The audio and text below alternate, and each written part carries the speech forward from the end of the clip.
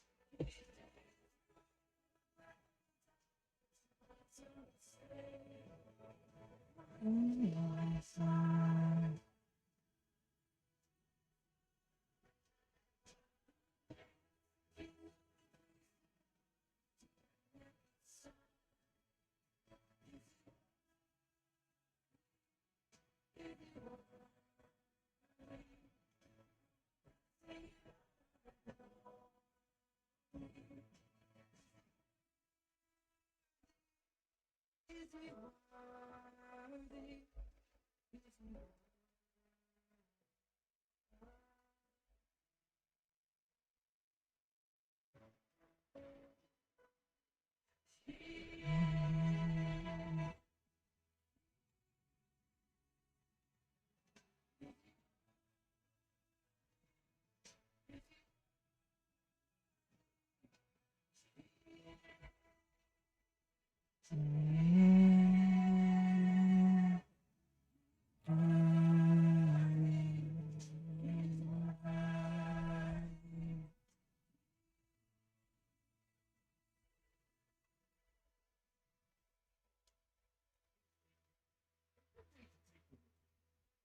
day to reach for your goal.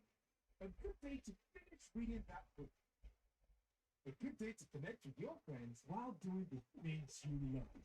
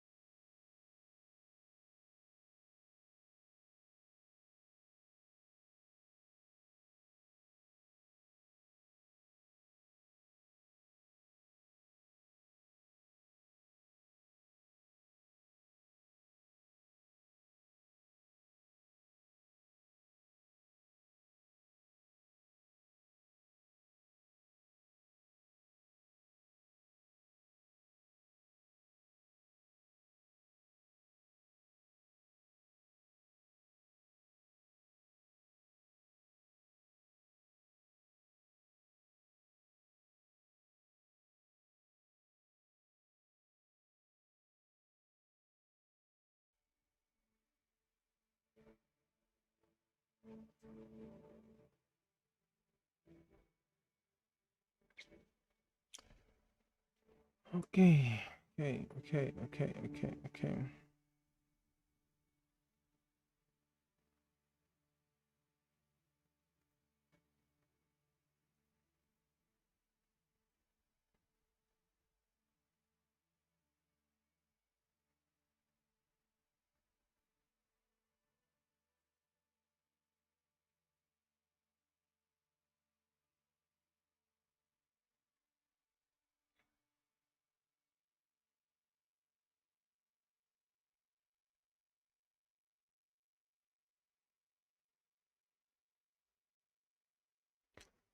Okay, guys. Good evening. This Nigerian time 6:30. So, we are starting up with. Thank you for joining. We are starting up with interested in programming. Programming is it's one of the hottest topic in town right now, and this 2023. There are many people that want to go into programming, and most of the time they don't know how to go about it. They don't know what to study because IT itself, software itself, it's a very big field. So I'll just use the word computer software itself. It's a very large field, big field where it's difficult to know where to start. Programming is just one aspect of the whole industry of what is going on. So programming is just one aspect of the entire space that you are in, that you want to actually go into. So I'll be answering one of the most important questions I've been asked over the years. When you want to go into programming, what are the things you need to look out for? What tools do I need? What do I need to know? Which programming language do I need to learn? Do I need to learn all the programming language out there? Or it's always about what should I start up with? So we're using that as one of the first things we need to do. We start off with the tools that you need. One of the very important tools is your hardware. I'm sure you have some basic understanding of what computer is all about, so I won't go um, round in talking about what computer is and what computer is not. I'll just go straight to the point, and we'll try to address the elephant in the room. Okay, what are the tools that you need to become a programmer?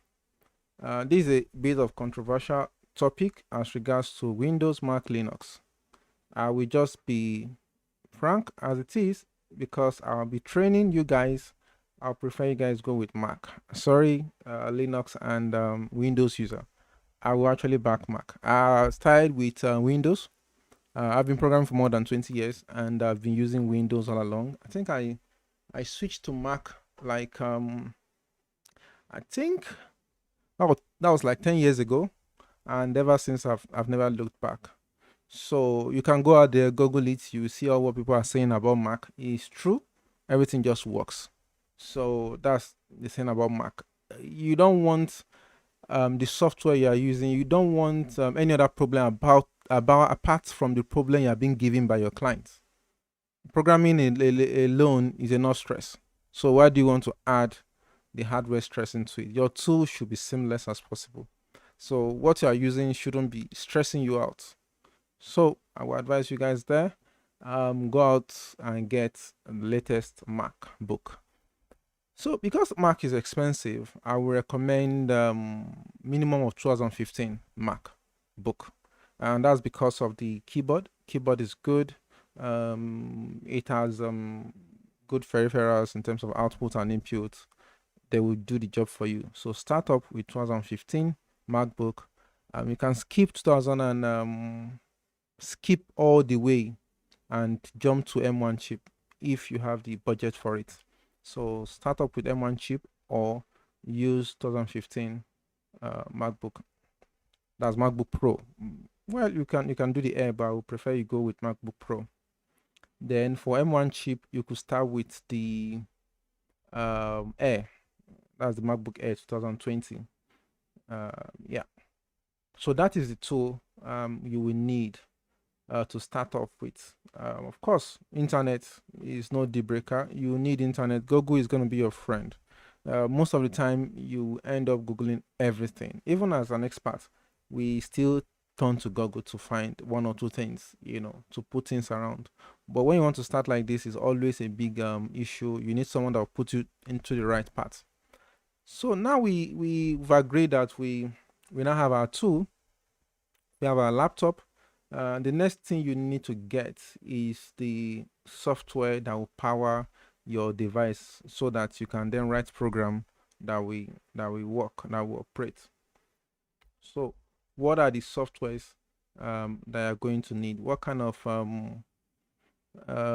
tools will you be needing in terms of the software part of the equation? Okay, first of all, what we need to clear out is what is programming. In the simplest term, programming is telling a computer what to do. You write some set of codes, some set of instructions to the system, and then it in turn execute those instructions and perform wonders, do stuffs for you. So one of the first program I wrote was in high school, and it just displays your name, and that was it for me. After I wrote that code, I didn't look back anymore. I've been programming ever since. So it's for me, it comes with passion. And of course, if you want to do it for the money, it's also very important. You need something that will drive you, because this field is not one of those fields that you can easily go into and just you know become an expert. So it takes time, it takes dedication, it takes hard work. So and those are the things we're talking about in this live broadcast. So we've talked about the tools. We've cleared out what the programming is all about. Is you telling the computer to do some stuff for you. You have to write some instruction and tell it what to do for you. So that part is also settled. Now there are various tools out there that allows you to give computer these instructions. What do I mean by that? We call them programming languages. So there are languages that allows you to write some set of commands, and in turn, the computer will interpret them and do your own bidding, what you've asked them to do. So just as we have Yoruba, Igbo, Hausa, and these are Nigerian languages, by the way. So as you have, it's the same thing as we have those languages. There are to communicate to another person to understand that language, you have to speak those languages, and there are rules that govern those languages. If you skip any of those rules, you will not make sense to the other person that is listening. So the same thing with computer and programming languages. So there are rules, set of rules governing these languages. So when you follow those rules, you will be able to communicate to the computer, and the computer in turn translate what you've written. So let's go and talk about the programming language that we have. What kind of programming language do we have in available? We have. I'll start up with the very popular ones. You have your Python, and someone walked up to me and asked me why wasn't I using Python today. And there's quite a lot of programming language out there, and you have to pick the language that matches your style of personality, and also the task you have at hand. What is that saying? So here you are, you have a task to build an e-commerce website, for example, like Amazon, and then it also depends on your personality in terms of how sophisticated are you in understanding stuffs. There are some language that are pretty complex, and some are very easy to grab. So it depends on how deep you want to go, and how sophisticated what you want to achieve is. That would determine what kind of language you will eventually use for that project. The reason that Python is very popular is because it's very easy to read, and it's easy to debug. However, it has some constraints in terms of the fact that it's slow, to execute, and what have you. So you have to look at the reason why you are picking any tool that you are picking. So I've talked about Python. We have PHP, which is also very popular. For me personally, I write PHP, but I don't like it because of the syntax. So for me, syntax is it for me. So if it's not clean, if it's not looking beautiful, I won't just go there. So I use Golang because I just believe it's beautiful. Python is also beautiful, but it's too slow for me to use. So I use Golang. So, and you could check all this out and you can look at what I mean by syntax. So let me just quickly show you what I'm talking about when I mean syntax, to give you the idea of, because you're about to choose a language now, you're about to decide, oh, okay, am I going with Python? Am I going with Golang? So I'm just trying to check if I'll get syntax so we could we could look at what we're talking about.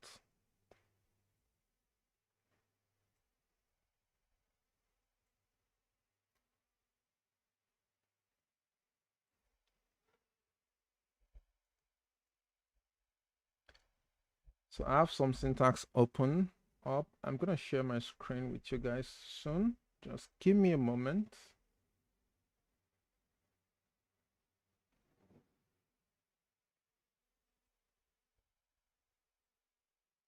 Okay, so I have just two syntax. I have Golang, and for me, I think this is very easy to read personally.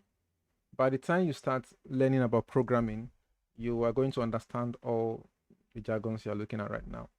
You don't need to worry if you don't understand what we are looking at right now, but it's just to tell you how um, the operations, how you are going to be communicating, just like the way you write English. So if anybody could read English, they will understand what they are looking at. So if you could read PHP, anybody will understand also what they are looking at. So the process of training you how to write programming language is the same thing as trying to teach you how to read as well. And a fun one of the facts you get to realize over time is you spend a lot of time reading your code than writing, meaning you end up reading code more of the time than writing those code.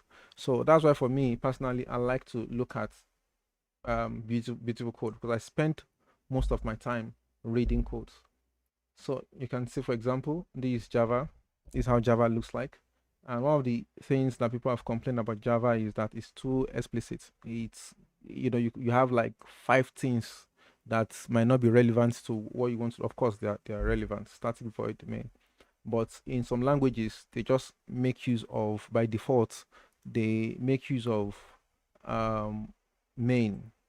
So you can see the same thing that we see here, function main. Java has to go ahead and put all this source story. Of course, they have their meaning, but by default, you might not actually need them until you want to execute all those things. So let's go ahead and look at another syntax that we have there. We've seen PHP. Yeah, let's look at Python. So let's look at Python and let's see JavaScript as well. So we have Python looking like, yeah, Python as it is very simple, and that's why everybody are going for it. So you can see you don't even need to write a lot of story to actually execute what you want to execute. You just go ahead and say print hello world. And again, let's look at JavaScript. JavaScript is also the bread and butter of the web, is what everybody is doing right now. Is the fundamental if you want to do anything web. If you want to go to the web to do anything, you need to know JavaScript. I'm trying to see the syntax. Okay, we have a syntax here. So again, JavaScript is also simple. The syntax is straightforward. You don't need to, there are no odd syntax in JavaScript. So straightforward. Okay, so now that we've seen the reasons why people choose languages. So these are one of the reasons for me, the syntax. So when I'm going for a new language, I just look at the syntax. Is it interesting for me? If it's interesting for me, I go and then I look at other functionalities. Is it very fast? Is it easy to understand? What was the learning gap? How long will it take me to pick up that language? It's very important if I want to pick that language. And what's the language best for? So those are the things. What was it best for? What was it used for? You just don't go out there and just start. You are hearing about a language and then you go ahead and start. You pick it up. So you need to know the reason why those program was designed, and then to see if it can match what it is you are trying to achieve in your project. Okay, so we've talked about that. Let me check if we have any question. You guys can put in your questions if you have any question. I'll read up your question and then we can go ahead and answer that. So the next thing again I want to talk about is, so I believe all my screen was not showing when I was talking about the syntax. So let me just review that again. This is the syntax for Java. This is the syntax for Golang, and this is the syntax for Python. I was referring before that Python is very straightforward, and and that's why many people love it. It's simple, it's fast, easy to learn, or rather, it's not too so fast, but it's okay, compared to other languages. And of course, Java is everywhere. Java is fast. Golang is also fast. But one of the things is that the syntax to write all these other languages are longer and lengthier compared to Python, and that's why many people go ahead with Python. Okay, the next thing I want to talk about, apart from the language of choice, is also the requirements. What do you need to start um, programming? What is the mental shift you have to have? How long does it take, for you to become an expert? What are the things that you need to do, to become expert in this field? What are the sacrifices you need to make? So I can tell you there's a price. There's a price to pay. Not the price for the course, but the price to pay to be an expert. Number one is you have to practice. Don't go online, and I'm sure you must have heard. Well, if you've tried to learn programming before now, don't go online and start reading a code. Don't and start reading codes. You don't do programming that way. You do programming by giving yourself projects and finding the solution to that project by research and writing. And that's one of the things we do in Process Guy. So we start off by asking you, what do you want to achieve? What project do you want to do? What project do you want to design? And then from there, you say, oh, okay, I want to build an e-commerce software. Oh, no, I want to build a banking application. So from that place, we know how to channel your own coaching platform. And that will just be tailored to you alone. So what that means is that everything you need to make that happen will be given to you, and you're going to write the code yourself. As in, we are going to support, and you, by doing writing those code, you become proficient and know how to do those things yourself. That's the best part. That's the only way you can teach someone to program. It's not by watching YouTube videos, it's by actually practicing. And the time to practice is also important. You have to practice minimum 1 hour, 2 hours a day. So that's just the minimum. So if you have other jobs you are doing, you have to prioritize, and say, okay, I have, to cut down on other things I'm doing and set some time, for yourself. And yeah, it has to be quiet time where you can think. And in other parts of this interested in programming, we'll talk about how to think in programming and what are the things you need to know, requirements in terms of okay, we'll get to that. We should get to that on this video. So as I was saying earlier before, the requirement is time. You have to put in the time, you have to put in the work. Say for example, you want to learn how to draw. You can't learn how to draw by watching YouTube videos. Trust me, you have to put the pen to paper and try it out. Try those examples, try those styles. And by the way, I also draw. So try out those styles, and you get to know that you have to put in the time to it. So another point I want to raise, let me check, because we're also streaming on Instagram. Let me see if we have question on Instagram. Okay. So another thing I want to also add to this is I raised a third point now. How long? We've talked about how long it will take. Like your consistency matters a lot. So how many hours you put in will determine how well you're gonna turn out at the end of the day. So, and the more time you spend on it, the more you are going to unravel so many things in the platform. While learning programming language. The other thing I wanted to mention is, how do you program? What does it mean to program? Will I just be typing? Will I just be typing anything? How does it work? No, like for example, what I showed you just now, one of my definition I gave you guys about programming is giving the computer a set of instructions, and the system is going to read through those instructions and execute those things you've asked it to do. So on the screen right now is a JavaScript syntax that is setting a variable. All this terminology, don't worry about it. By the time we get into the basics, you're going to understand what it means.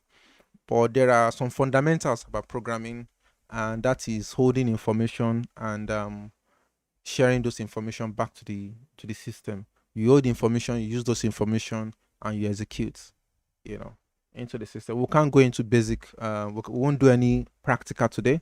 So today is just for us to get into the first part in terms of the requirements, what are the things you need, and how we can get up and running, get our tools ready, get our mindsets also ready, and prepare for the journey.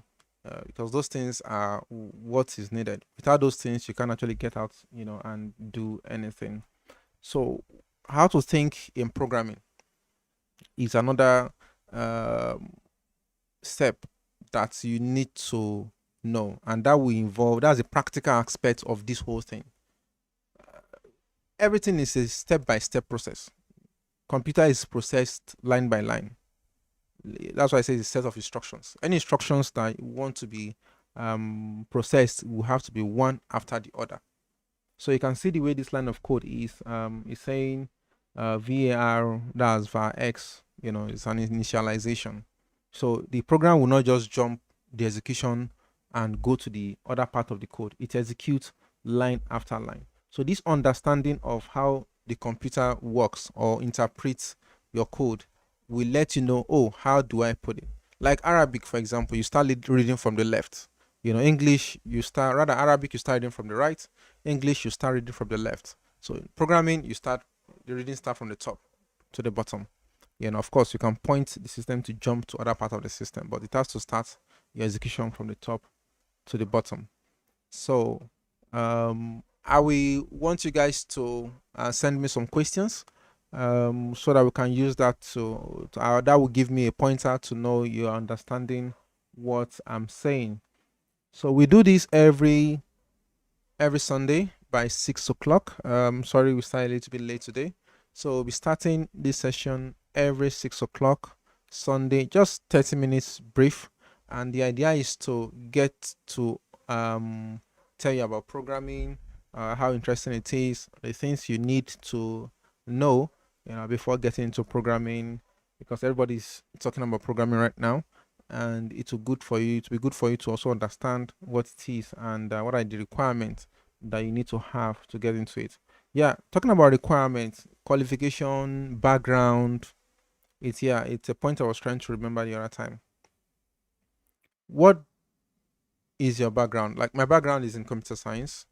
Yeah, for you like, it's a giveaway. So you don't really need to have a computer science or BSc or a degree before you can start programming. Literally, I started programming from high school. So from high school, I've been programming. So your qualification is irrelevant. What you just need to be a programmer is, once you can think. That's the basic requirement. As long as you can think. If you're a deep thinker, you are going to excel very well in programming. Once you can think, you have basic knowledge of what programming is all about, you are good to go. If you have issues thinking, cracking your brain, don't really bother, because that's what you do in programming. You solve issues, you provide solutions to issues. When a client will come asking you to do this, do that, something that does not even exist, you have to go back and think how to fix that. And those are the things you also learn in our coaching platform how to think in programming, because it's generally different. To provide solution to a problem is different from providing that solution in form of software solution. So there's a business solution and then there's a software solution. You might have a process issue and a consultant might come in to fix it. You still need to fix it in the software. So those are two different process altogether. And those are the things that this platform will also address. So as I was saying, we come up online 6 o'clock every Sunday, Nigerian time. I'll be waiting for you guys to send in your question. We'll also extend this stream to Facebook and other platform. Currently, we're on Instagram and YouTube. So we'll extend it to other platform to reach a wider audience. So I'll just hang in there to see if we have any questions.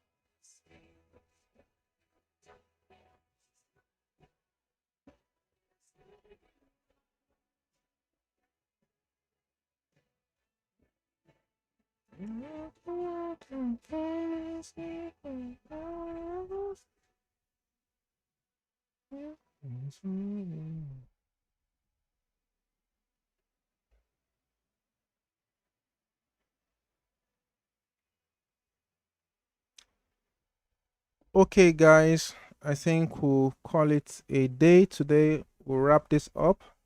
But as I've said, remember to join us again next time, same time, 6 o'clock every Sunday. Subscribe, like, and share with your friends. Thank you.